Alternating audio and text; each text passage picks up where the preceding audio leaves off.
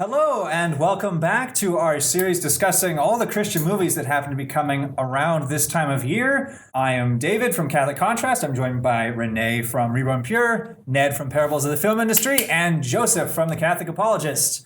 This week, we are watching the second trailer that was just released for God's Not Dead 2. It'll be okay. It'll be okay.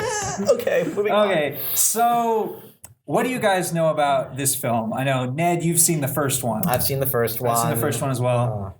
I haven't seen. I thought the second one was the first one. Like I didn't know. We already did a reaction video to the first trailer, and it is one of our most viewed videos, but also one of our most criticized because we got a bunch of people coming on who were fans of the movie, finding it by just searching for it and saying, "Why you? I like this movie." I like it. I really like it.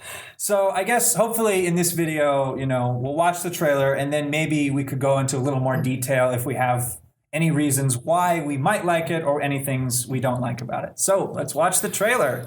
Yay! It'll be okay. Okay. Some thematic elements. PG. I hate what people like you It's claim. the devil man. They're going to prove It's once and Sabrina for the all Teenage Witch. that God is The devil dead. man again. Oh, and a Pureflix! Okay, let's In listen. the first place, a student asked a question Pureflix and chill? about remarks allegedly made by Jesus, and your answer incorporated Conan scripture Fire? itself. Allegedly made by Jesus. Yeah, I know. I have that shirt, that orange shirt that. Given the question, I'm not going to be afraid to say the name Jesus. They're asking that you be fired plus revocation of your teaching certificate. I'm still standing So what's the good news? with my original decision that this trailer is way too epic Of a case like this. than it really should want to make be. an example of you. Her true motivation was to take an innocent question and turn it into an opportunity to preach. The message of the gospel has us standing in the way of a lot of things that powerful people want. We're at war. Nor in the matter of Pauli versus Wesley. Mr. Kane will insist faith isn't on trial here, but that is exactly what is on trial. If we grant Miss Wesley the right to violate the law, then our That guy had a bad society childhood. The four Yeah, gospels clearly. contain the actual words. I can see the same thing happening to him like the atheist professor. My mother died, now I hate God! Christian's right to believe is subordinate to all of the rights, then it's not a right. The judge is so horrified. I know. That guy's like yelling and. Like, Oh god. No. No. Stop. Please. No. Oh my.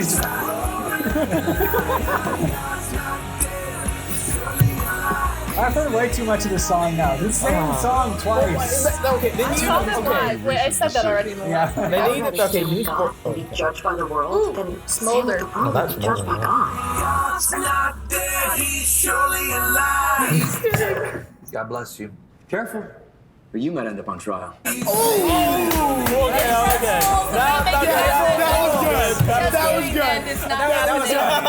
That was good. That part. Okay. That was actually funny. That best All part the was way in the good. trailer onto What, the April okay. 1st? That was beautiful. That was To beautiful. bless you, and then careful, you might be on trial too. All right. Actually, I heard a couple years ago this person that said "bless you" to somebody else in her school, and the teacher took like 25 points off of her quiz because she said "God bless you." What? Yeah. Wow. Yeah. Okay. Yeah. Oh, that's awkward. Yeah. So as funny as that was, also, One complaint. Newsboys need to make another song called "God's Not Dead 2." They need to make another song. God's not dead too. Newsboys, do it! Do it. Just do it. Oh dear. I think we'd get 20 extra points on a quiz maybe here if you said that. Yeah. True. Yeah. Absolutely. And I think that's the thing where, I mean, I know this movie isn't based off of any individual real story, and unlike the other Miracles from Heaven video, I think this sort of video would really benefit from being based off of one true story, Yes. because a lot of people who aren't Christians look at this and they'll say, that doesn't happen. This is absurd. This is, just a caricature. Right. The first thing that came to my mind when I don't think I said this in the reaction video, but the first thing that came to my mind when I saw this trailer was Miracle on 34th Street, and which is a far more superior movie. Yes, I just saw Miracle on it this 31st. past year. I That bought movie's it. great. I own it. Yeah, both the original and the remake are really good, in my opinion. Sorry. Oh, okay. For a second, I'm like, are you disagreeing with people? You're so wrong. Just a very Oh, okay. But Self-conscious. Okay. and who knows? This movie actually might be able to pull it off. Maybe. I'm trying to remain a little optimistic here. But Good for you. I know. I'm trying to. As much as I hated the first one, I'm actually being optimistic about this one. Well, I can pop in a reason actually why I didn't really like the first one, and because I love watching theological debates. Yeah. I find it really cool. It's a fun thing for me to watch. And so when I first saw the trailer for the movie, I'm like, wow, they're putting a theological debate in a movie format. That's really interesting. That's something I haven't heard before, because it was all about a 3 series of debates between the atheist professor and the Christian student. The problem is that in movies, you always end up, whenever you're doing some sort of profession or something, you always have to dramatize it for the screen. And anybody who's actually in that industry will watch and be like, this is, not really how it goes. It's obviously dramatized for a movie. Right. And so the strength of movies is emotional stories. Right. Like eliciting emotions, that sort of thing. It's not really good at, here's a really long analytical argument. I mean, that's what debates are. You spend 45 minutes or 30 minutes for people laying out all this stuff. And you can't do that, obviously, in a dramatic movie. And again, it all comes down to the atheist professor. Eventually, it just came down to emotional reasons again. Right. You hate God because your mother died when you were 8. Right. So it's not really the best for a movie like that. It's very difficult to do something where you're presenting a lot of analytical stuff. It's better for just an emotional story. Right. The reasons why I hated the movie in the first place was not because of that sole reason. I found it really intriguing as well, because I'm like, wow, a theological drama, dramatized theological discussion, that kind of thing. The reasons why I extremely disliked it was because I just thought it was a horribly made movie. It was just the acting was bad. Everything, like you said, over dramatized. Actually, on a Christian level, I also really did not like it. And the reason why is in the first God's Not Dead, the student who is trying to defend, God is not dead, to this professor, when he finds out that the professor is not Christian because his mother died. I might be wrong on this because I saw it about a year ago, but it did kind of burn in my mind that the student kind of took that to his advantage. And he basically went, in my opinion, down a path that Christians should not do. And he basically took that knife of, oh, your mother died and now you don't believe in God? Well, stab, stab, stab. And now I'm going to go ahead and basically mock you because of the fact that you don't believe in God because of this. That's horrible. Yeah, and that's what I remember from the movie. And I'm just like, this is why I hate the movie. I mean, you're trying to make Christians look like these amazing, great people, but you're actually doing the opposite, Christians. You're making us look like monsters. And then I also know that, obviously, one of the things that was criticized about the first movie is at least the attempt to portray all the Christians in the movie as these perfect individuals, and then all the atheists and the one Muslim father as these awful people. In this one, what's interesting is that I watched Kevin McCreary, Say Goodnight, Kevin. He got to see an early advanced screening of this movie. And what he said is they improved on that, and they have one non-Christian character who is a good guy. It's actually the lawyer who's fighting for the Christian woman. The thing that interests me about this is, what is the central conflict that's going on here? Because in the first movie, it was atheist and professor and Christian student debating whether God exists. Right. In this one, it's a court of law debating over whether a woman said something in class, which is not debating. I mean, the Satan guy, he says, you're looking to prove that Jesus Christ ever existed? That's ridiculous. Yeah. And that other person saying at one point, words allegedly said by Jesus. Mm-hmm. So what I'm really interested in is this going to be a debate over whether Jesus Christ existed or not?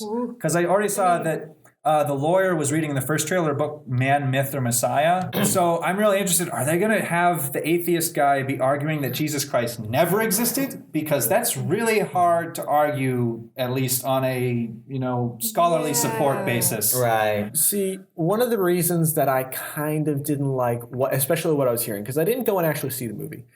I took philosophy last semester, and one of the readings we had to go through St. Thomas Aquinas, a certain part of the Summa. One of the things I really liked about how the way he set up things was that he would take his opponent's strongest arguments. He would take the strongest thing that he could find, set up his opponent as great as he could, and then he went after the greatest. I was always told when I was growing up by my dad, if you ever get cornered, people trying to beat you up, this group of them, go after the leader, and then the rest of them will run away. So St. Thomas Aquinas uses the same strategy in debating whether his opinion is right or not. He takes the strongest and goes after that, because then everything else falls into place. With movies like this, as far as arguments go, they might have been able to make the atheist argument a little bit stronger than attack that. But they also needed to do it with attitude, because attitude is equally as important as facts. The way somebody portrays something has a huge impact on how the facts are taken. So if you are going to portray the atheist as some atheists truly are, that's a little bit more reasonable and not as hateful or whatever it is, although there are definitely some, just like there are some Christians that don't do everything that they should. But even so, you need to portray the truth, and you need to portray a strong argument and then go after it that way. And I just feel like these movies, so far from what I know, haven't done that. Yeah, all right, so we'll ask this question again. We're not even going to ask in theaters. If you could see this movie for free, would you? Nope. Don't want to be scarred for life again. Renee's thinking about it. Sabrina the Teenage Witch is in it. That's true. Got me. That's true. Hey, would you see a movie if it was a parody and I called it God's Not Ned? Oh, no. Yes. God's not Ned. He's up in the sky. No. I'm still looking forward to that. God's not dead too. I don't know. I don't know if I would see it.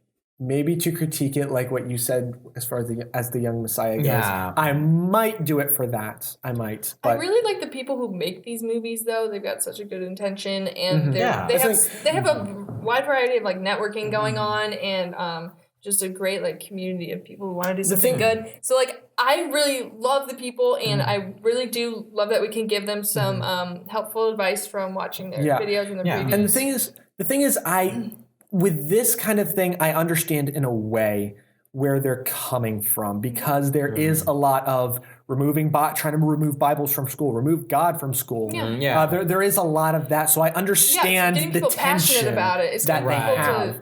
But they the thing is, like, always have to make sure that you're a little bit more wise about it and do things properly, or you could make things worse. So I understand the tension, so I'm not as upset about it as I am about other things, but you still have to do the right thing. Yeah, I agree.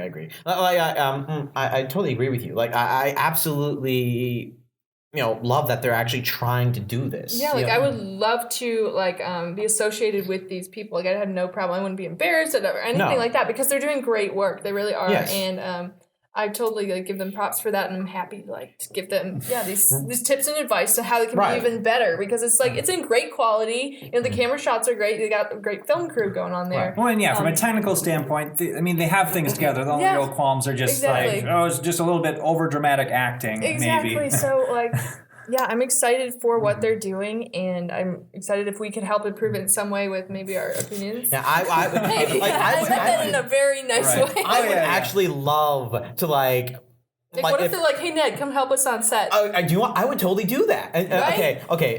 This is going to sound really weird, but I have a total of over 500 films just in my bedroom alone. So, and that's in my dorm room. So, and about that, and I've seen a lot of the spectrum of where films have started, where they've gone, and where they're going, and they said, "Hey, what would you want to do with this?" And I'd be there, and I'm like, "It's unrealistic. No, that's dumb." And you know why you want to criticize it? Because you love it. Exactly. Because you want it to be good. I want it to be so good. It's why your mom goes, "Can you please change into a different shirt in the morning?" It's because she loves you. All right, we can be their focus group. Yeah, we'll be the focus group. There we go. All right, so I think that does it for this week, and we'll see you back next week. Thank you for watching. Bye. Thank you.